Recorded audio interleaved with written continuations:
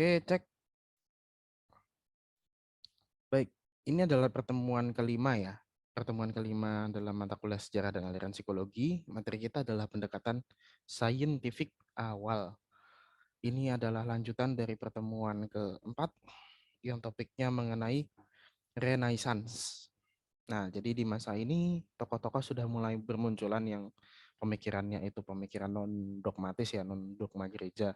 Sudah lebih modern gitu. Dan sudah menjadi permulaan sebelum munculnya psikologi. Gitu ya. Baik. Sekali lagi, saya di pertemuan sebelumnya sudah menyebutkan pentingnya dua orang di akhir pertemuan itu ya. Ada Descartes, sama Newton.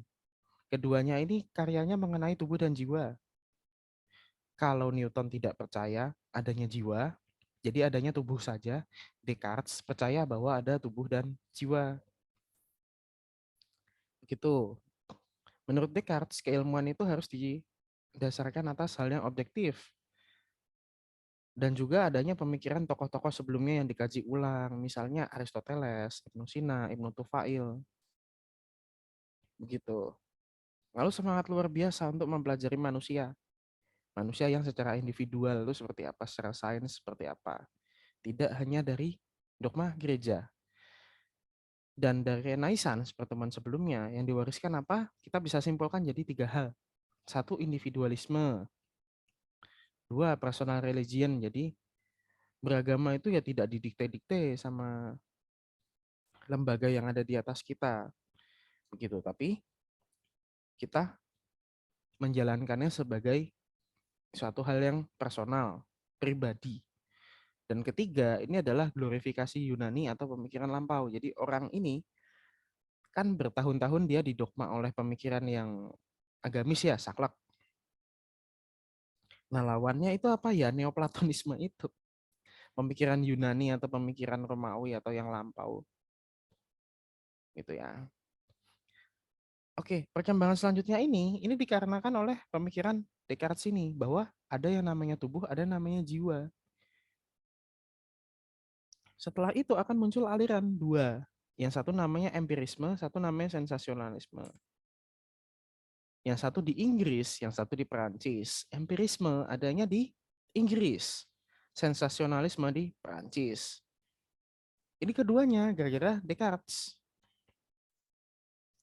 Kalau di Inggris ini kontra ya dengan Descartes. Bahwa Descartes kan bilang, manusia lahir dalam keadaan sudah tahu kok. Nah, ini dilawan di empirisme. Loh, manusia itu lahir dalam keadaan nggak tahu. Mereka harus belajar dulu, mengamati lingkungannya dulu. Ini tokoh-tokoh pentingnya, Thomas Hobbes, John Locke, Berkeley, sama Hume. Kalau sensasionalisme ini, dia menolak bukan dari manusia itu sudah mengetahui, tapi bahwa ada jiwa. Nah, jiwa itu nggak ada kok menurut mereka. Yang benar itu seperti Newton, bilang manusia itu nggak ada jiwanya. Manusia seperti robot, seperti mesin, ada hukum dan tata aturannya. Yang satu menolak bahwa punya pengetahuan, yang satu menolak bahwa manusia punya jiwa. Begitu. Ini tokohnya ada Gassendi, ada Metri, ada Kondiak. Nah, ini orang Prancis semua ya, namanya susah semua. Baik. Jadi intinya semua aliran itu dikarenakan René Descartes gitu ya. Hashtag semua salah Descartes. Di sini psikologi sebagai science of mind ini harus membuktikan dulu lah science of mind and behavior ya. Behavior ada, tapi mind itu ada nggak? Ini kan harus dibuktikan. Dia berusaha menjelaskan apa itu mind, layaknya Newton. Dia mencari penjelasan dunia fisik gitu ya. Dan pencarian pengetahuan ini di sini karena kan dia menolak apa? Spiritualitas abstrak dan non fisik. Itu kan karakter gereja kan. Sekarang dicari lawannya, malah dicari yang sensori-sensori, yang panca indera. Lah ilmu itu harus bisa ditangkap panca indera gitu ya. Dan seluruh gagasan ini datangnya dari pengalaman dan aktivitas mental. Dijelaskan dengan prinsip asosiasi. Begitu.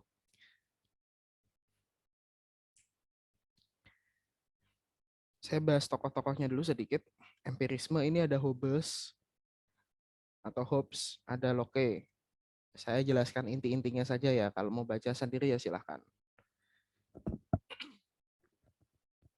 Nah, Hobbes ini tokoh empirisme di Inggris. Kalau secara seluruh dunia kan tadi itu Sir Francis Bacon itu.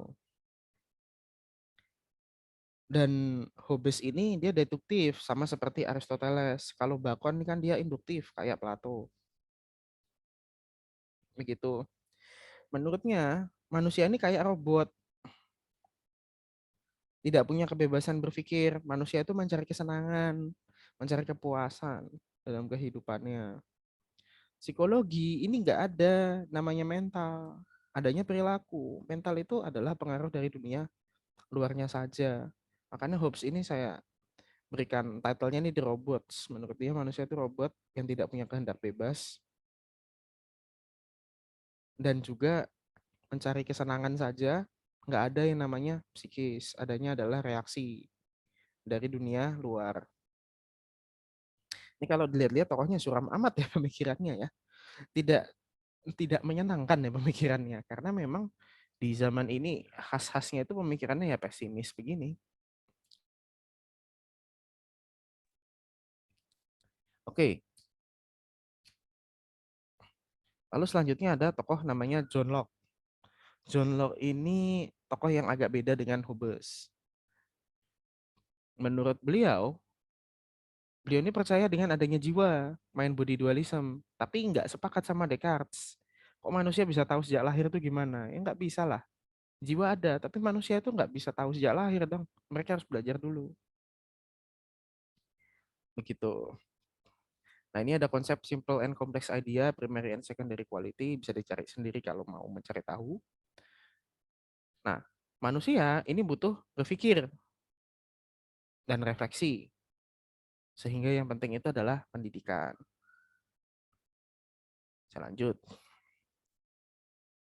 Nah, ini keduanya ini bapak-bapaknya subur semua nih. Yang satu David Hume, yang satu lagi adalah Berkeley. Menurut Hume, nah ini kan berlawanan lagi nih. Menurut dia adalah agama tuh aneh, nggak masuk akal. Kalau sains itu masuk akal ya saya percaya sama sains aja lah. Menurut Hume, manusia itu bebas. Nggak seperti pemikirannya Hobbes tadi. Dan manusia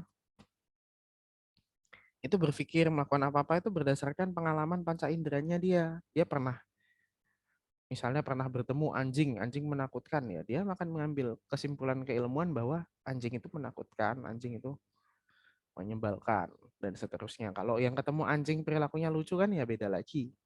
Itu ya, kausalitas.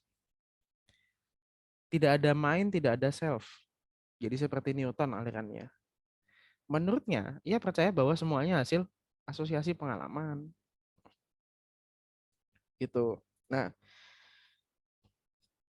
di bawahnya ini tokohnya Berkeley. Berkeley ini religius orangnya, soalnya orang gereja. Nah, ini seperti apa yang saya sebutkan sebelumnya ya, di pertemuan sebelumnya, bahwa kalau ada pemikir dari gereja, mereka ini akan mencoba mendamaikan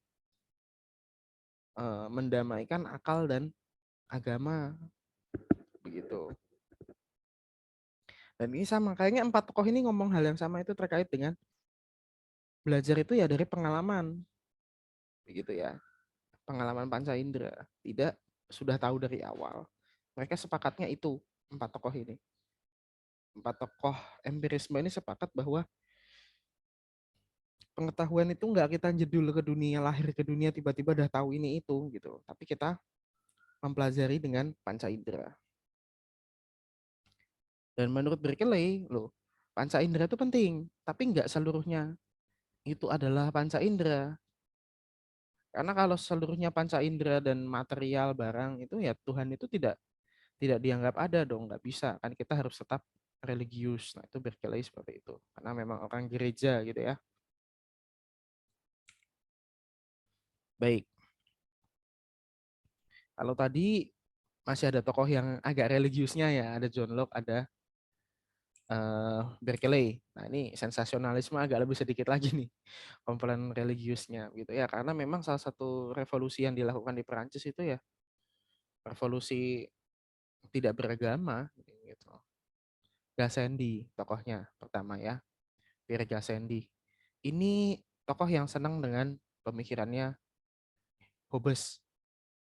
Jadi baca bukunya Hobbes yang tadi itu, yang Bapak yang ini yang sudah ya ubanan semua ya. Tokohnya semuanya ubanan kayaknya ya. Ini yang tokoh yang pertama ini. Nah, Gassendi ini membaca karyanya Hobbes. Kalau Descartes itu bilang, loh saya itu ada karena saya berpikir. Saya bisa membuktikan saya ada karena saya lagi memikirkan saya ada. Nah, menurut Gassendi, loh saya itu ada karena saya sedang bergerak. Karena saya menangkap realita itu dengan bergerak.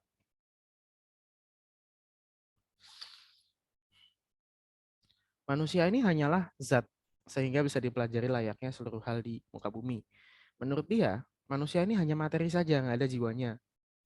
Dan hal yang fisik itu bisa mempengaruhi hal fisik lain. Kenapa kita bergerak? Misalnya kita lari, oh karena dikejar anjing. Ya sudah, ngapain ada jiwanya? Kan kita bereaksi karena dikejar anjing aja itu tadi. Karena ada anjing galak mengejar kita, ya kita berlari. Bukan karena kita memikirkan kita harus lari. Itu menurut Gassendi. Ia senang dengan teorinya ya sama seperti tadi Hobbes. Hedon. Manusia mencari kesenangan menghindari rasa sakit. Lalu metri. Setelahnya ya.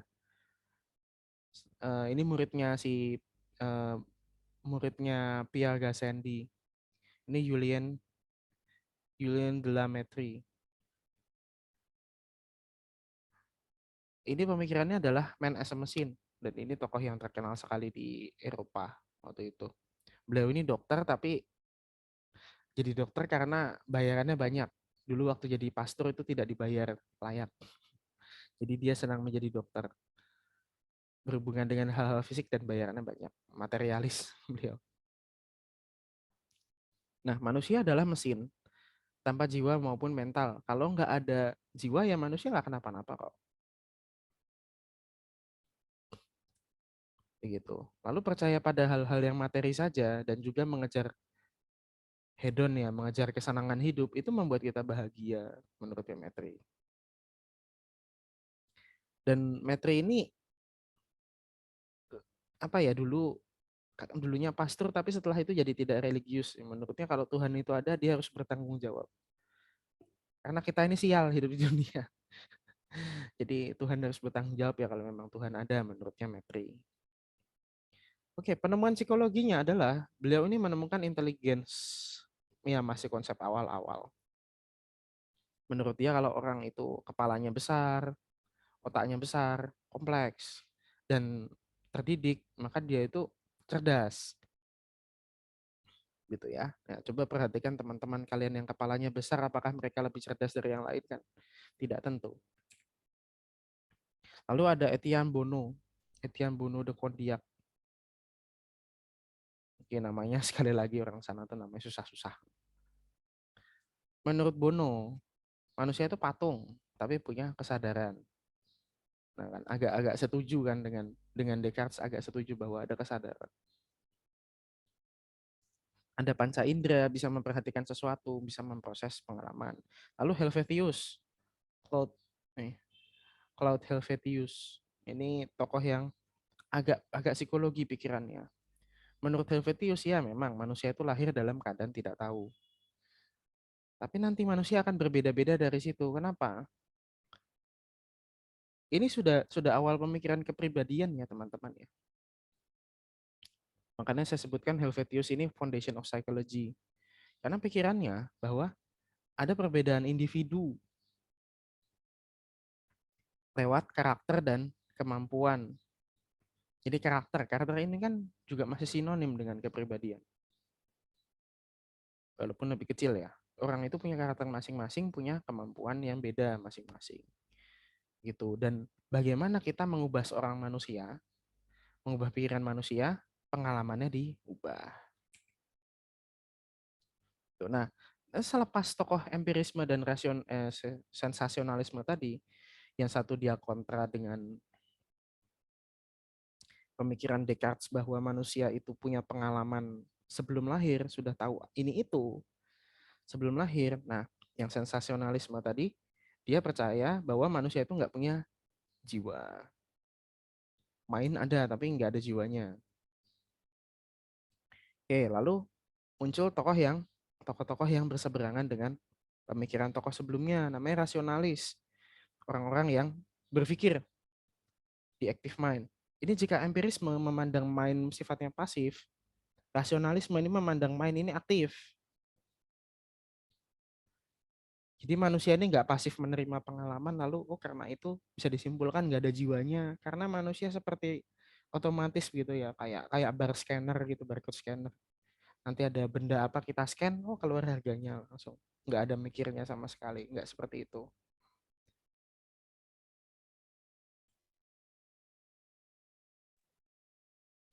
Nah, kita tidak dapat mencapai pengetahuan hanya dengan pengalaman aktivitas sensori, tapi dengan suatu proses kompleks seperti deduksi logis, analisis, dan argumen. Ini namanya proses rasional atau berpikir. Begitu. Ada beberapa tokoh rasionalisme dan pemikirannya. Ini saya skip-skip saja ya, cepat-cepat saja, karena memang simpel-simpel saja ya, karena pemikirannya banyak sekali tokoh-tokoh ini. Oke, yang pertama adalah Spinoza. Baruch Spinoza. Menurut dia, manusia ini adalah kesatuan mind dan body. Jadi dua-duanya ada dan mereka menyatu. Manusia itu adalah ya yang ada komponen mind-nya atau pemikirannya atau mentalnya, ada juga tubuhnya. Begitu. Dan manusia itu mengikuti aturan-aturan tertentu pada tubuh dan jiwanya itu. Lalu Gottfried Wilhelm von Leibniz ya, kita panggil Leibniz saja gitu. Menurut dia ini ada monadologi dan law of continuity. Intinya manusia ini memikirkan hal-hal yang konsisten, continuity. Jadi kalau misalnya ada sesuatu hal yang itu terus-menerus berlaku gitu. Kita melihat matahari terbit dari timur tenggelamnya di barat berkali-kali. Oh ya sudah, kita menganggap itu fakta. Kenapa? Konsisten. Gitu ya. Lalu Thomas Reid itu yang pakai kupluk warnanya merah itu. Menurut dia, manusia itu punya mental, punya jiwa, punya mind. Nah, di mental atau jiwa itu di sana terdapat aspek-aspek psikologis, aspek psikis. Immanuel Kant, nah ini sebetulnya tokoh gede ya, Immanuel Kant ini. Mau di mata pelajaran apapun ada gitu, ada matematika, hukum, fisika, sampai psikologi pun ada nih Immanuel Kant. Menurutnya pengalaman fenomenologis atau eh, pengalaman kita yang sehari-hari lah ya, itu kita mengkombinasikan antara pengalaman kita itu dengan keilmuan yang kita punya. Lalu Hegel ini agak susah pemikirannya, tapi intinya adalah kebenaran itu bisa dicari. Kebenaran dicarinya dengan apa? Dengan mengkaji sesuatu secara intens, secara bahasa. Lalu Herbert ini tokoh ilmu pendidikan juga selain tokoh psikologi. Ini psikik mekanik, menurut dia gagasan punya kekuatan untuk menolak atau menarik gagasan atau pemikiran lain. Begitu. Kita berlaku, berbuat, bertindak itu berdasarkan pemikiran kita juga. Nah, jadi kalau melihat tokoh-tokoh ini, yang bisa kita simpulkan apa? Bahwa tokoh-tokoh ini menyebutkan kita ini bergerak karena pikiran kita. Pikiran itu ada, mental itu ada, dan dia ini penggerak dari hal-hal yang kita lakukan. Begitu. Jadi kontra ya dengan sebelumnya yang pikiran tuh hanya refleks aja lah. Mental itu nggak ada, jiwa tuh nggak ada, ngapain. Manusia itu kan robot. Kan pemikirannya begitu, tokoh-tokoh sebelumnya. Nah, di sini sudah beda. Kalau main itu ada, mental itu ada. Manusia itu bergerak karena bisa berpikir gitu. Makanya nama tokoh-tokohnya ini adalah rasionalisme, rasional, masuk akal. Ini dari tahun 1650-an sampai 1800-an gitu ya. Oke. Nah, ini sudah mulai ada tokoh-tokoh yang sains modern. Begitu, ini psikologi akan muncul di sini. Dimulai dari abad 17 ke 19, di mana perkembangan sains diwarnai dengan berbagai penemuan alat-alat teleskop, mikroskop, fotografi, pembedahan, pengawetan, begitu. Jadi memang ada kajian-kajian yang lebih intens lewat kedokteran, lewat fisik, karena sudah agak maju. Nah, lalu muncul pertanyaan, sebetulnya bagaimana sih manusia itu bisa merespon, bisa mengolah sesuatu yang di luar itu ke dalam mental atau jiwa manusia. Ini kalau misalnya kalian menyimak ini dan agak capek, bisa di-pause-pause dulu ya. Bagaimana sih sebetulnya hal-hal yang ada di luar kita, di luar individu kita ini, kita bisa tangkap dan masukkan ke kesadaran kita. Ini kan yang menjadi fokus kajian itu sebetulnya. Oke, ini kasus pertama mengenai individual differences. Saya ulang kembali, ini adalah kasus pertama mengenai individual differences di era sains modern. Baik, ada tokoh yang namanya Maskelyne dan Kinebrook. Keduanya ini astronom dan mengukur pergerakan bintang. Karena ada perbedaan pengukuran antara keduanya, Maskelyne ini atasannya dan Kinebrook ini adalah bawahannya. Loh kok, kamu kok ukurannya beda dengan saya? Gitu. Kamu ini bisa nggak sih ngukur? Karena ukurannya beda, makanya dipecat. Tapi hal itu dikaji selanjutnya oleh Bessel, yang menunjukkan bahwa tuh memang di situ ada perbedaan individu, perbedaan apa namanya? Perbedaan respon speed, kecepatan respon. Ada perbedaan persepsi, ada perbedaan waktu reaksi, begitu ya. Manusia itu beda di mana ya? Beda di kemampuan-kemampuan ini, kemampuan reaksi, kemampuan adaptasi, kemampuan mengamati, kemampuan memperkirakan itu di hal-hal yang itu topiknya masih di topik fisik gitu ya. Ini cikal bakal studi mengenai perbedaan individu itu dari sini teman-teman. Begitu. Nah, oke, sebelum-sebelumnya yang terjadi adalah kita mengkaji bapak psikologi itu filsafat. Ini kita sudah geser. Kita mengkaji si ibunya. Ibunya ini adalah fisiologi. Fisiologi, kedokteran, biologi gitu. Oke. Nah, habis itu malah tokoh-tokoh itu pada tertarik mengkaji itu. Loh, kok bisa ya? Orang itu berbeda satu sama lain dengan hal-hal yang berbau fisik gitu.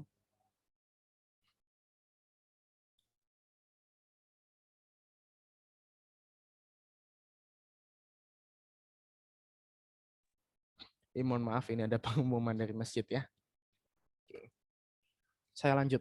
Nah, saya waktu itu sepertinya pernah menyebutkan bahwa tokoh-tokoh psikologi itu tidak semuanya orang psikologi. Di babak ini, tokoh psikologi itu banyak yang orang dokter, banyak yang fisikawan. Dan karena memang yang dikaji ini adalah perbedaan ini ya, perbedaan hal-hal fisik manusia. Ini risetnya jadi arahnya ke saraf, persepsi, fungsi otak, refleksi, tingkah laku reflektif ya. Dan fisiologi ini menjadi jembatan yang menghubungkan pertanyaan filsafat. Jadi yang satu ini adalah filsafat, yang satu lagi ini adalah fisiologi. Di tengahnya ada jembatan. Di jembatan itulah psikologi berdiri gitu. Jadi penemuan-penemuan setelahnya itu juga terkait dengan saraf, teman-teman. Misalnya Bill Magendie, dia menemukan bahwa ada reseptor sensorik di akar dorsal dan motorik di ventral. Lalu penelitian Johannes Muller, panca indera itu punya level sensitivitas yang beda-beda. Kulit, kulit muka sama kulit tangan itu kan beda sensitifnya. Punggung tangan dan telapak tangan itu kan beda sensitivitasnya. Mata membutuhkan stimulus yang berupa cahaya. Gitu. Hidung membutuhkan stimulus yang berupa bau. Mulut, lidah, lidah itu dengan rasa. Ya, seperti itu ya kayak belajar buku biologi itu. Gitu ya.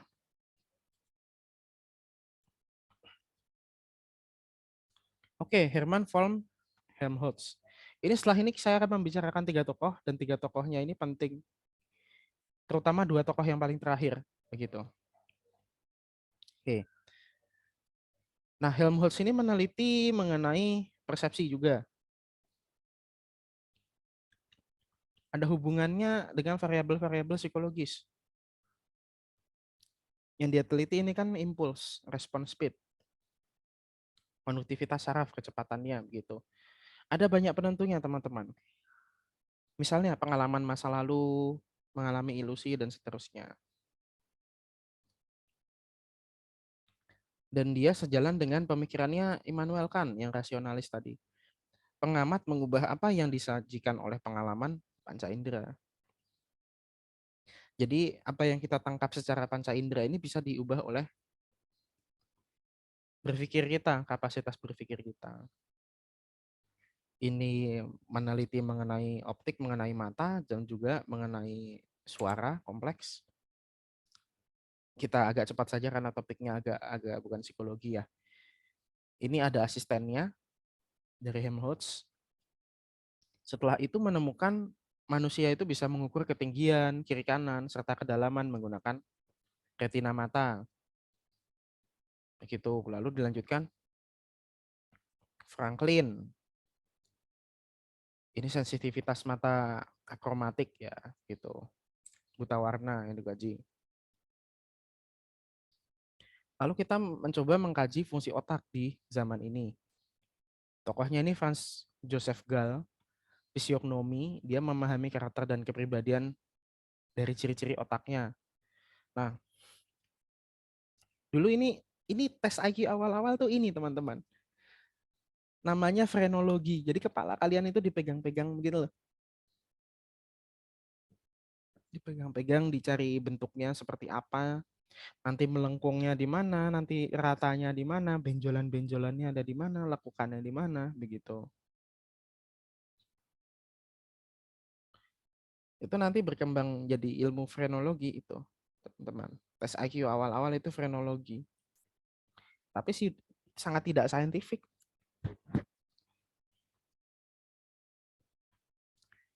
Lalu ada tokoh namanya Broca. Ini menemukan bahwa pusat bahasa yang berada di otak. Begitu. Lalu Fritz dan Hitzig menemukan wilayah korteks merupakan bagian yang responsif. Oke, jadi manusia itu kan punya beberapa korteks ya, bagian-bagian di kepalanya itu bagaimana otak berfungsi ya pakai listrik. Itu saja intinya. Oke, tadi yang fisik-fisik itu memang tidak psikologi amat, tapi kan memberikan dasar yang psikologis gitu. Kenapa manusia itu beda respon speednya, kenapa manusia beda penangkapan inderanya, beda persepsi jauh dekat kiri kanan, dangkal dalamnya gitu. Oke. Ini ada dua tokoh ya yang saya bilang penting tadi. Yang pertama adalah Ernest Weber, Ernest Heinrich Weber. Beliau ini memberikan riset dengan di dalamnya diperlakukan sensasi kulit di lokasi berbeda. Jadi intinya bagian-bagian tubuh kita yang sarafnya itu banyak sekali, dia akan lebih sensitif dibandingkan dengan yang tidak banyak sarafnya.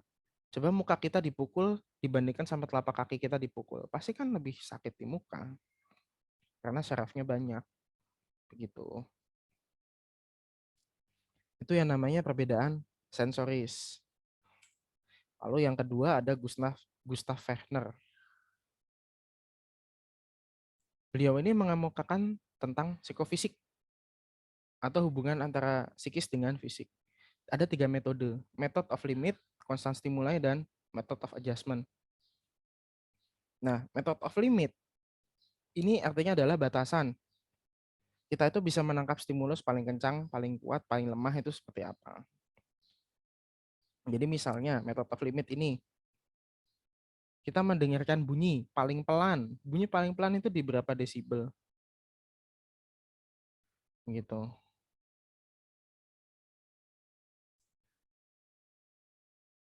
Gitu ya. Lalu konstan stimuli. Kalau kita diberikan stimulasi yang itu sama terus-menerus, itu kita akan mempersepsikan itu beda atau sama. Lalu adjustment, ini melihat daya adaptasi kita dengan stimulus yang baru. Nah, intensitas terendah yang mampu dideteksi manusia itu namanya absolute threshold.